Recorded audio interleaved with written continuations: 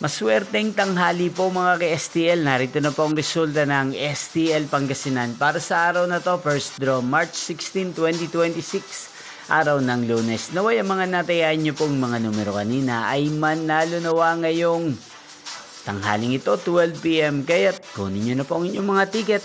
Narito na po ang resulta.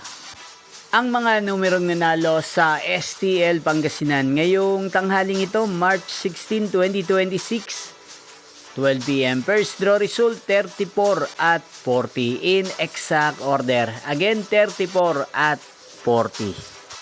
At ngayong tanghaling ito sa STL Pangasinan, natin pong i-shoutout ang lagi din pong nanonood sa channel na to, si Ate Juliet ng Pangasinan.